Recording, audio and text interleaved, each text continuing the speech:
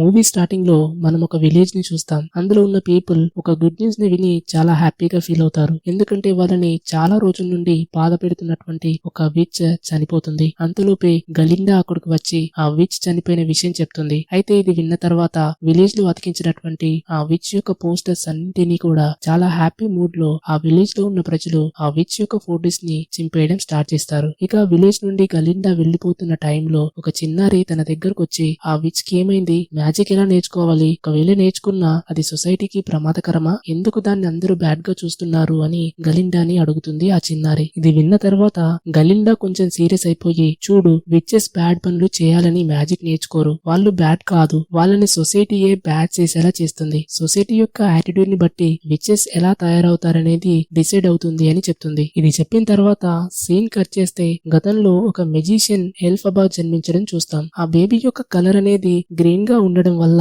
వాళ్ళ ఫాదర్ ఆమెను కూతురుగా ఒప్పుకోడు. మనకప్పుడే తెలుస్తుంది ఏంటంటే తను ఒక మ్యాజికల్ పవర్స్ తో పుట్టిందని తెలుస్తుంది. ఎల్ఫబాకి కోపం వచ్చినా కూడా ఏడవడం స్టార్ట్ చేసినా తన చుట్టుపక్కల ఉన్నటువంటి థింగ్స్ అన్ని కూడా గాల్లోకి ఎగరడం స్టార్ట్ అవుతాయి. తనకి వాళ్ళ అమ్మా నాన్నలంటే చాలా ఇష్టం. ఇక పెద్ద అయ్యే కొద్దీ తనకి కావాల్సిన ప్రేమానురాగాలు దొరికేవి కావు. ఆమె కలర్ గ్రీన్ గా ఉండడం వల్ల తనతో ఎవరూ ఉండడానికి ఇష్టపడేవారు కాదు. ఇక ఎల్ఫబాకి ఒక సిస్టర్ కూడా ఉంది. తన పేరు రోజ్. చాలా అందంగా ఉంటుంది, కానీ ఫిజికల్ గా హ్యాండిక్యాప్ తో పుట్టి ఉంటుంది. ఎల్ఫబాకి తన సిస్టర్ రోజ్ అంటే చాలా ఇష్టం. ఒక రోజు తన సిస్టర్ రోజ్ కి ఒక స్టోరీ చెప్తూ ఉంటుంది. అయితే స్టోరీ చెప్తున్న టైంలో అక్కడున్న ఆ పిల్లలు ఎల్ఫబాని ఎగతాళి చేసి నవ్వడం స్టార్ట్ చేస్తారు. దీంతో ఎల్ఫబాకి కోపం వచ్చి కింద ఉన్న స్టోన్స్ అన్నింటినీ తన మ్యాజిక్ పవర్ తో గాల్లోకి పైకి వచ్చేలా చేసి ఆ పిల్లల్ని కొట్టడం స్టార్ట్ చేస్తుంది. ఈ విషయం ఎల్ఫబా ఫాదర్ కి తెలియడంతో కోపంతో అక్కడికి వచ్చి తన కూతురైన రోజ్ ని అక్కడి నుండి తీసుకెళ్తాడు. ఇక అందరు అక్కడి నుండి వెళ్లిపోయాక ఎల్ఫబా ఒక్కతే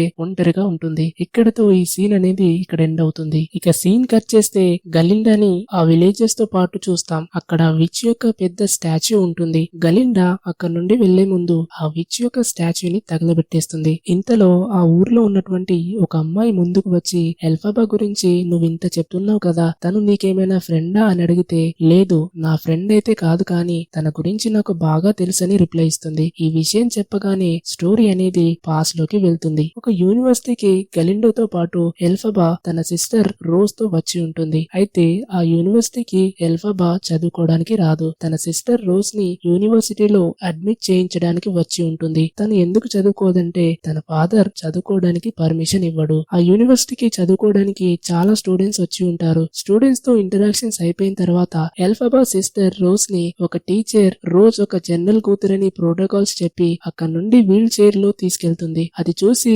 ఎల్ఫబాకి కోపం వచ్చి వీల్ చైర్ ని తన మ్యాజిక్ పవర్స్ ని యూజ్ చేసి ఆపేస్తుంది. అక్కడున్న వస్తువులన్నీ ఒక్కసారిగా గాల్లోకి పైకి ఎగురుతుంటాయి. స్టూడెంట్స్ అంతా కూడా కొంచెం భయపడతారు. అంతలో అక్కడికి ప్రిన్సిపల్ వచ్చి అది నేనే చేశానని చెప్పి స్టూడెంట్స్ అందరి దృష్టిలో ఎల్ఫబా ఒక బ్యాడ్ పర్సన్ గా అవ్వకూడదని అందరితో అబద్ధం చెప్పి ఎల్ఫబాని ఒక రకంగా బ్యాడ్ ఇంప్రెషన్ నుండి సేవ్ చేస్తుంది. ఇక ప్రిన్సిపల్ అక్కడున్న గలిండాతో ఇప్పటి నుండి నువ్వు ఎల్ఫబా ఇద్దరు ఒకటే రూమ్ లో ఉండాలని చెప్తుంది. దానికి గలిండా అయితే ఓకే చెప్తుంది, కానీ ఎల్ఫబాకి యూనివర్సిటీలో ఉండడం ఇష్టం ఉండదు. ఎందుకంటే తన ఫాదర్ చదువుకోవడానికి పర్మిషన్ ఇవ్వడు. ఇక ప్రిన్సిపల్ ఎల్ఫబాని ఒక రూమ్ లోకి తీసుకెళ్తూ ఎల్ఫబా మ్యాజిక్ పవర్స్ గురించి తీగ పొగడేస్తూ ఆ పవర్స్ ని ఎలా కంట్రోల్ చేసుకోవాలో నేను నీకు నేర్పిస్తానని ప్రిన్సిపల్ ఎల్ఫబాతో అంటూ ఉంటుంది. అంతేకాదు, నువ్వు చదువుకోవడానికి గవర్నర్ తో స్పెషల్ గా మాట్లాడి నీకు యూనివర్సిటీలో అడ్మిషన్ వచ్చేట్టు చేస్తా అని ప్రామిస్ చేస్తుంది.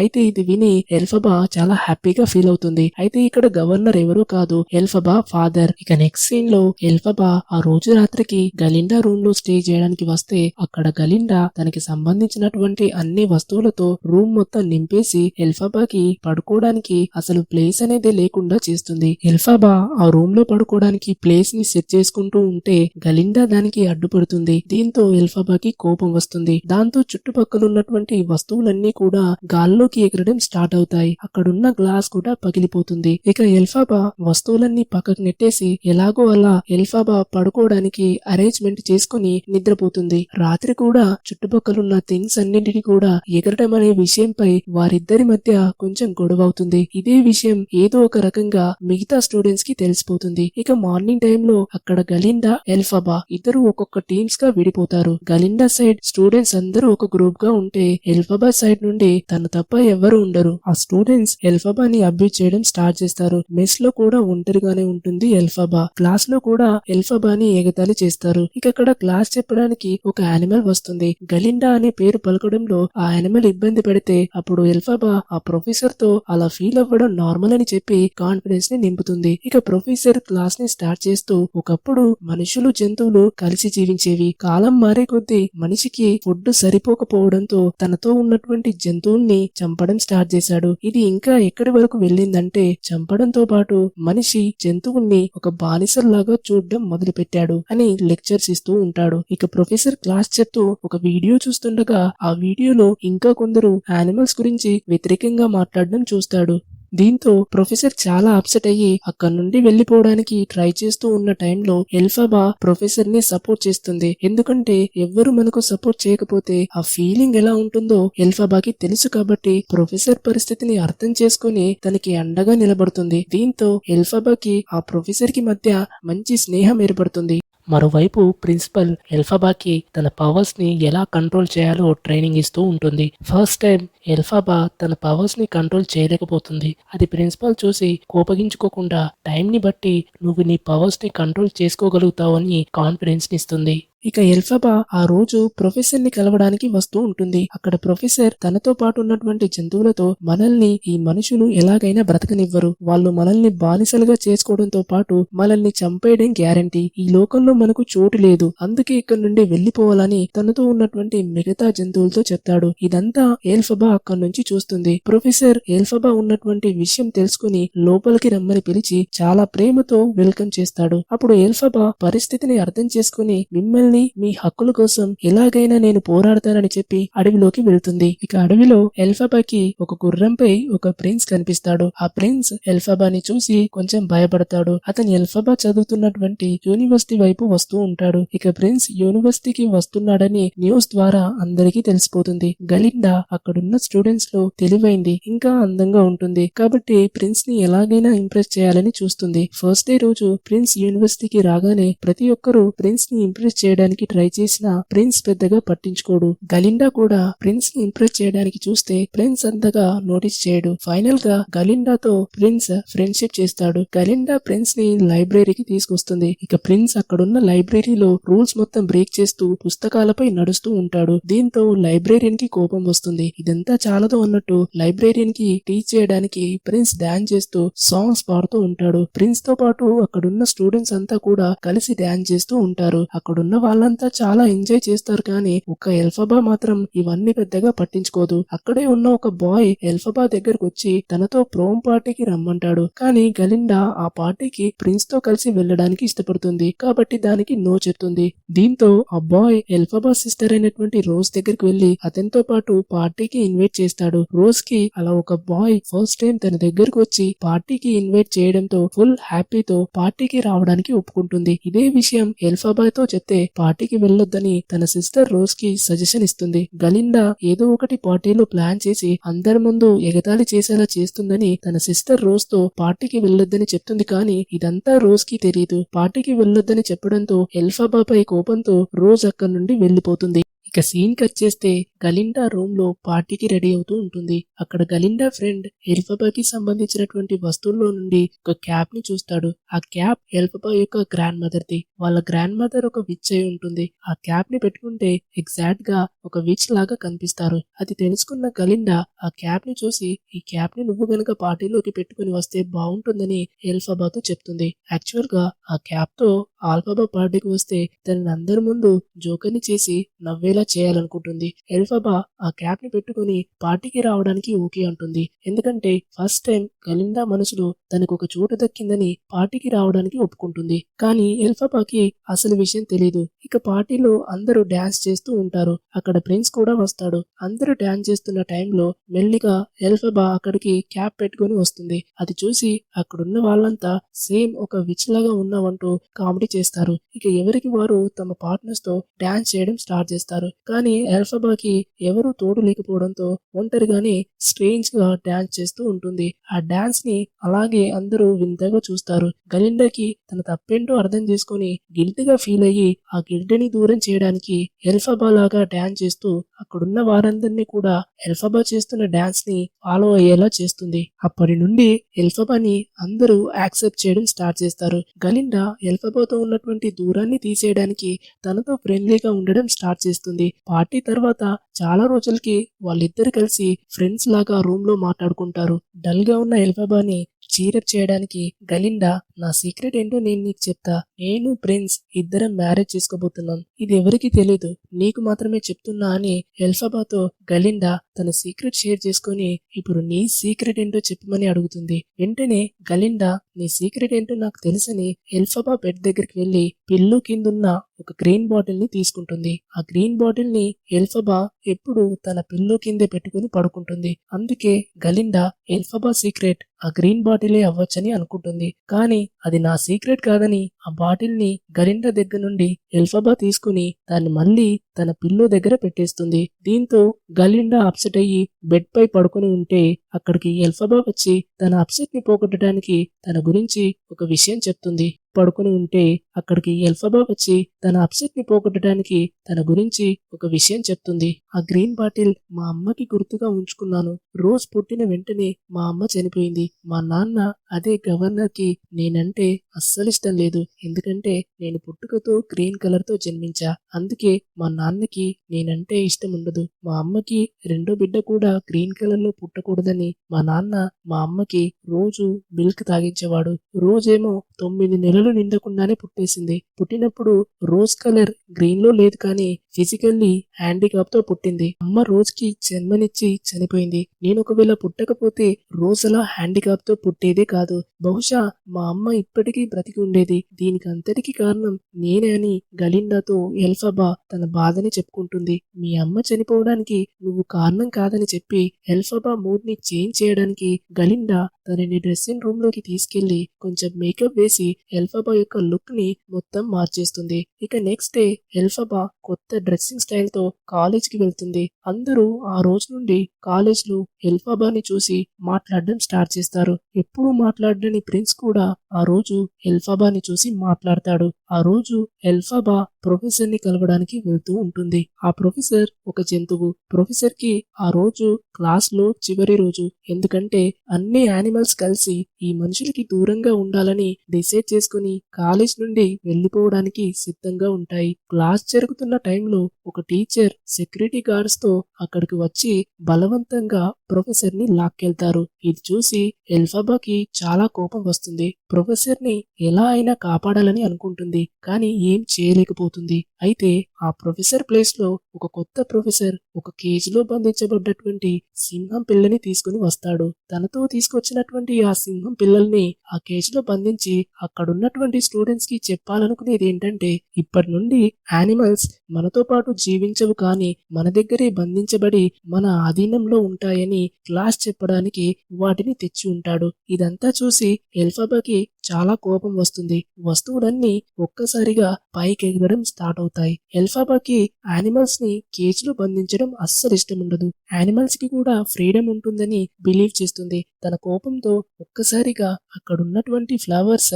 గాల్లోకి పైకి మూవ్ అవుతాయి. ఎల్ఫబా కోపం వల్ల క్లాస్ లో ఉన్న టీచర్ తో పాటు స్టూడెంట్స్ అందరూ కూడా నిద్రలోకి వెళ్లిపోతారు. ఇక కొద్దిసేపు అయిన తర్వాత ప్రిన్స్ ఎల్ఫబా ఇద్దరు లేచి అక్కడున్న సింహం పిల్లల్ని కేజ్ నుంచి విడిపించి పక్కనే ఉన్న అడవిలోకి వదిలేయడానికి సైకిల్ పై ఇద్దరు వెళ్తారు. ఇక్కడ ప్రిన్స్ ఎల్ఫబాకి ఆ సింహం పిల్లల్ని అడవిలో వదిలేయడానికి హెల్ప్ చేస్తాడు. ఇంతలో అక్కడికి ప్రిన్సిపల్ వచ్చి క్లాస్ లో అందరూ పడుకుని ఉండడం చూసి హ్యాపీగా ఫీల్ అవుతూ ఇదంతా ఎల్ఫబా యొక్క పవర్ఫుల్ మ్యాజిక్ వల్లే అని తెలుసుకుని ఒక గొప్ప మెజిషియన్ కి ఒక లెటర్ రాస్తుంది. ఇక ప్రిన్స్ ఎల్ఫబా ఇద్దరు కూడా అడవిలో ఉంటారు. వాళ్ళిద్దరికి ఏదో ఒక విషయంపై ఆర్గ్యుమెంట్ జరుగుతుంది. ఎల్ఫబా ప్రిన్స్ హ్యాండ్ ని పట్టుకుంటుంది. ప్రిన్స్ ని ఎల్ఫబా లైక్ చేయడం స్టార్ట్ చేస్తుంది. కానీ ఆ విషయాన్ని ప్రిన్స్ తో చెప్పదు. ఎందుకంటే తనని ఎలాగైనా ప్రిన్స్ మ్యారేజ్ చేసుకోవడానికి ఒప్పుకోవడాన్ని అర్థం చేసుకుని అక్కడే ఆ విషయాన్ని వదిలేస్తుంది.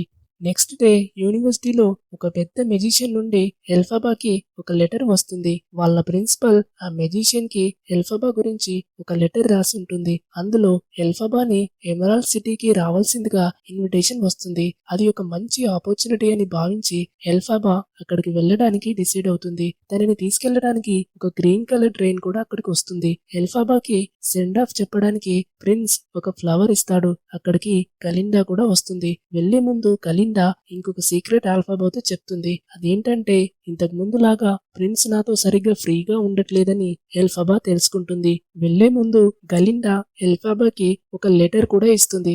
ఎల్ఫబా ట్రైన్ ఎక్కాక ఆ లెటర్ ని ఓపెన్ చేసి చూస్తే అందులో నాకు కూడా నీతో రావాలని ఉందని రాసి ఉంటుంది. యాక్చువల్ గా గలిండాకి కూడా ఎల్ఫబాతో ఆ సిటీకి వెళ్లాలని ఉంటుంది, కానీ ఆ విషయాన్ని డైరెక్ట్ గా చెప్పకుండా లెటర్ లో రాస్తుంది. ఎల్ఫబా ట్రైన్ నుండి బయటకు చూస్తే గలిండా తన చేయి ముందుకు చాచి పరుగెత్తుతూ ఉండగా ఎల్ఫబా గలిండా హ్యాండ్ ని పట్టుకొని ట్రైన్ లోపలికి లాగేస్తుంది. కొద్దిసేపు అయిన తర్వాత వాళ్ళు ఎమరాల్డ్ సిటీకి చేరుకుంటారు. అది చాలా బ్యూటిఫుల్ గా ఉంటుంది. ఈ సిటీ అనేది సేమ్ మనం మూవీ స్టార్టింగ్ లో చూసిన సిటీ, అంటే ఫ్యూచర్ లో కనిపించే సిటీ.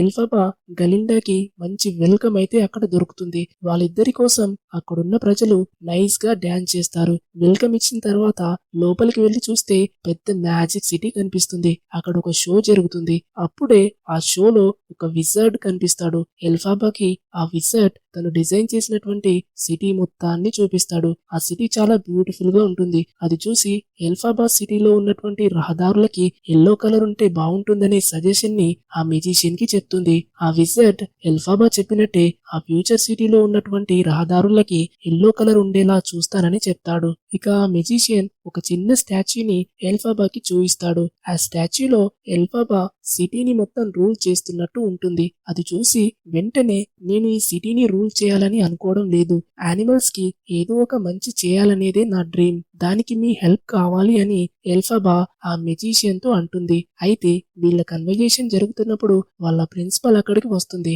ఎల్ఫబా వాళ్ళ ప్రిన్సిపల్ ని చూసి ఒక్కసారిగా హ్యాపీగా ఫీల్ అయి తనని హక్ చేసుకుంటుంది. అయితే ఎల్ఫబా యానిమల్స్ కి ఏదో ఒక మంచి పని చేయాలనే డిస్కషన్ జరుగుతుంది. ఆ మెజిషియన్ ఆజ్ఞ మేరకు అక్కడున్న ఒక చింపాంజీ ఒక బ్లాక్ క్లాత్ ని ఓపెన్ చేస్తే అక్కడ ఒక మ్యాజిక్ బుక్ ఉంటుంది. ఆ మెజిషియన్ ఎల్ఫబాతో ఈ చింపాంజీకి ఎగరాలనే కోరిక చాలా ఉంది. ఆ బుక్ లో ఉన్న స్పెల్స్ ని చదివి వాటిని ఎగిరేలా చేయగలవా అని అడిగితే యానిమల్స్ కోసం ఏదైనా చేస్తా అని ఆ స్పెల్స్ ని ఎల్ఫబా చదవడం స్టార్ట్ చేస్తుంది. ఆ స్పెల్స్ ని చదవగానే ఆ చింపాంజీ పెయిన్ తో అరుస్తూ ఉంటుంది. మెల్లిమెల్లిగా చింపాంజీ అరుస్తున్న కొద్దీ దానికి రెక్కలు వస్తాయి. దీంతో భయంతో ఆ మ్యాజిక్ స్పెల్ ని ఆపాలని చూసినా దాన్ని ఎలా ఆపాలో ఎల్ఫబాకి తెలీదు. ఈ స్పెల్ ని ఎలా ఆపాలని అక్కడున్న మెజిషియన్ ని అడిగితే నాకు కూడా మ్యాజిక్ పవర్స్ ఉన్నాయి, కానీ ఈ బుక్ లో ఉన్నటువంటి స్పెల్స్ ని చదివేంత పవర్ అయితే నాకు లేదని రిప్లై ఇస్తాడు. ఆ మ్యాజిక్ పవర్ అనేది చాలా స్ట్రాంగ్ గా ఉంటుంది. అది ఎవరు ఆపినా కూడా దాన్ని రివర్స్ చేయగలిగే కెపాసిటీ ఉండదు. ఎల్ఫబా ఇది చూసి చాలా సాడ్ అవుతుంది. తను ఏం చేయాలనుకుంది, అసలు ఇక్కడ ఏం జరిగిపోయింది అని బాధపడుతుంది. ఇక బయటికి వెళ్లి చూస్తే కొన్ని వందల చింపాంజీలకి సేమ్ అలాగే రెక్కలు వచ్చి పెయిన్ తో గాల్లోకి మెల్లిగా ఎగురుతూ ఉంటాయి. ఇదంతా చూసి ఎల్ఫబాకి అర్థమవుతుంది ఏంటంటే అసలు కథంతా నడిపింది ప్రిన్సిపల్ అండ్ మెజిషియన్. ఎల్ఫబా పవర్స్ ని వాడుకొని వాళ్ళకి కావాల్సినటువంటి లక్ష్యాన్ని వారు సక్సెస్ఫుల్ గా ఎల్ఫబాని యూజ్ చేసుకుని కంప్లీట్ చేస్తారు. నిజానికి ప్రిన్సిపల్ అండ్ ఆ మెజిషియన్ కి యానిమల్స్ అంటే అస్సలు ఇష్టం ఉండదు. వాటిని ఒక బానిసలుగా మార్చాలనే ఉద్దేశంతో ఎల్ఫబా ఆ పని చేసే విధంగా ట్రిక్ ని ప్లే చేసి ఉంటారు. యాక్చువల్ గా ఎల్ఫబా పవర్స్ ని ఇక్కడ వాళ్ళు వాడుకుంటారు. ఇదంతా అర్థం చేసుకుని ఎల్ఫబా ఆ మ్యాజిక్ బుక్ ని తీసుకొని అక్కడి నుంచి పారిపోతుంది. అలా పారిపోవడం చూసి ప్రిన్సిపల్ గలిండాకి ఒక మంచి ఆఫర్ ఇస్తుంది. గలిండా కనుక ఎల్ఫబాని తిరిగి ఆ మ్యాజిక్ బుక్ తో ప్రిన్సిపల్ దగ్గరికి తీసుకొస్తే గలిండాకి మ్యాజిక్ నేర్చుకునే ఛాన్స్ ఉంటుందని ప్రిన్సిపల్ గలిండాతో చెప్తుంది. ఇది ఒక మంచి అవకాశం అని భావించి ఆ అవకాశాన్ని యూజ్ చేసుకోవాలని ఎల్ఫబాని పట్టుకోవడానికి తనని ఫాలో చేస్తూ వెళ్తుంది గలిండా. ఇక ప్రిన్సిపల్ అక్కడున్న మంకీస్ కి ఏవైతే రెక్కలు వచ్చి ఉన్నాయో వాటన్నింటితో కూడా ఎల్ఫబాని వెతికి పట్టుకురమ్మని ఆర్డర్ ఇస్తుంది. ఆ మంకీస్ అన్ని కూడా ఎల్ఫబాని ఎల్ఫాబాని వెతకడం స్టార్ట్ చేస్తాయి. మెజిషియన్ కూడా తన స్పెషల్ రూమ్ లోకి వెళ్లి స్కార్స్గార్డ్ తో ఎల్ఫాబాని వెతకమని చెప్తూ ఉంటాడు. ఇకపోతే ఎలాగైనా మ్యాజిక్ నేర్చుకునే ఛాన్స్ ని మిస్ అవ్వద్దని గలిండా ఎల్ఫాబాని వెతుక్కుంటూ కన్విన్స్ చేయడానికి ప్రయత్నిస్తుంది. ఎల్ఫాబాని ఆపడానికి చూస్తే తను ఎయిర్ బెలూన్ ఉన్నటువంటి ఒక రూమ్ లోకి చేరుకుని ఆ బెలూన్ లో కూర్చుని అక్కడి నుండి ఎస్కేప్ అవ్వాలని ప్లాన్ చేస్తుంది. కానీ మెజిషియన్ కి సంబంధించిన మనుషులు ఆల్రెడీ ఎల్ఫాబాని వెతుకుతూ వస్తారు.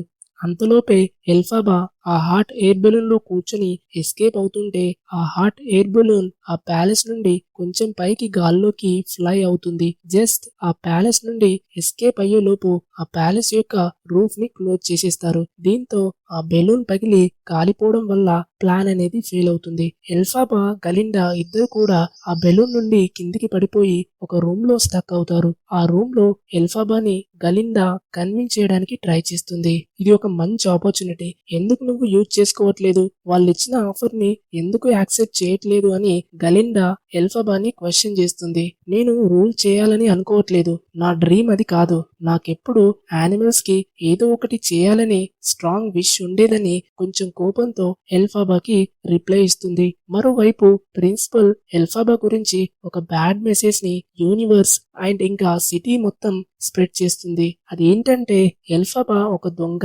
సిటీలో ఉన్నటువంటి మ్యాజిక్ బుక్ ని ఎత్తుకుని పారిపోయిందని అబద్ధపు ప్రచారం చేస్తుంది ప్రిన్సిపల్. ఆ వార్త వినగానే సిటీలో ఉన్న ప్రతి ఒక్కరు కూడా ఎల్ఫాబాని అసహించుకోవడం స్టార్ట్ చేస్తారు. గలిండా ఎల్ఫాబా ఇద్దరు కూడా ఆ ఫేక్ మెసేజ్ ని వింటారు. ఆ విషయం విని ఎల్ఫాబా చాలా ఫీల్ అవుతుంది. తనకి విపరీతంగా కోపం వస్తుంది. అప్పుడు గలిండా ఎల్ఫాబాతో ఇప్పటికైనా మించిపోయింది ఏమీ లేదు, నువ్వు ప్రిన్సిపల్ దగ్గరికి వెళ్ళి నేను తప్పు చేశానని నన్ను క్షమించమని అడిగితే ప్రిన్సిపల్ ఖచ్చితంగా నిన్ను ఏమనదు అని చెప్తుంది. కానీ ఎల్ఫాబాకి అలా చేయాలనే ఉద్దేశంతో అయితే అస్సలు ఉండదు. తనకి జరిగిన మోసాన్ని అస్సలు భరించలేకపోతుంది. ఇక ఎల్ఫాబా ఆ బుక్ లోని ఒక మ్యాజిక్ మంత్రాన్ని చదువుతూ ఉంటుంది. అలా చేయొద్దని గలిండా చెప్పినా కూడా ఎల్ఫాబా ఆ మంత్రాన్ని చదవడం ఆపదు. ఆ మంత్రం ఎఫెక్ట్ వల్ల ఎల్ఫాబాకి ఒక మ్యాజికల్ బ్రూమ్ ప్రత్యక్షమవుతుంది. ఆ మ్యాజికల్ బ్రూమ్ తో గాల్లోకి ఎగురుతూ అక్కడ నుండి వెళ్లిపోతుంది. మెజిషియన్ గార్డ్స్ కూడా ఎల్ఫాబాని పట్టుకోలేకపోతారు. ప్రిన్సిపల్ గలిండాని దగ్గరికి తీసుకుని నేను నీకు మ్యాజిక్ నేర్పిస్తాను, మనమిద్దరం కలిసి ఎల్ఫాబాని పట్టుకుందాం అని చెప్తుంది. గలిండా ఎట్టి పరిస్థితిలో ప్రిన్సిపల్ తో చేతులు కలపదు, ఎందుకంటే వాళ్ళు క్రూరమైన మనస్తత్వం కలవాళ్ళు. కాబట్టి ఎల్ఫాబా గలిండాపై ఒక గట్టి నమ్మకం ఉంటుంది. కానీ తీరా చూస్తే గలిండా ప్రిన్సిపల్ తో కలిసిపోయిన విషయం తెలుసుకోగానే తన హార్ట్ అనేది కంప్లీట్ గా బ్రేక్ అయిపోతుంది. ఈ సిటీ మొత్తం ఎల్ఫాబాని చాలా బ్యాడ్ చేసేశారు. కోపంతో ఆ సిటీ మొత్తాన్ని అంధకారంలోకి వెళ్లేలాగా ఒక శాపాన్ని విధిస్తుంది. దానివల్ల సిటీలో ఉన్నటువంటి ప్రజలంతా అంధకారంలో జీవించాల్సి వస్తుంది. ఇక్కడితో స్టోరీ అనేది ఎండ్ అవుతుంది. పుట్టుకతో ఏ ఒక్క మనిషి కూడా ఈవిల్ మైండ్ సెట్ తో పుట్టడు. కానీ మనుషుల యొక్క యాటిట్యూడ్ ని బట్టి ఒక పర్సన్ గుడ్ ఆర్ బ్యాడ్ అనేది డిసైడ్ అవుతుందనే విషయం తెలుస్తుంది. చివరికి మూవీ స్టార్టింగ్ లో విలేజ్ లో ఉన్నటువంటి ప్రజలంతా ఎల్ఫాబా చావుని ఎందుకంత సెలబ్రేట్ చేసుకుంటున్నారంటే ఎల్ఫాబా చనిపోవడం వల్ల ఆ ఊరికి ఉన్నటువంటి శాపం అనేది కంప్లీట్ గా తొలగిపోతుంది. అందుకే వాళ్ళు అలా సెలబ్రేట్ చేసుకుంటారు. ఇక్కడతో ఈ మూవీ అనేది ఎండ్ అవుతుంది.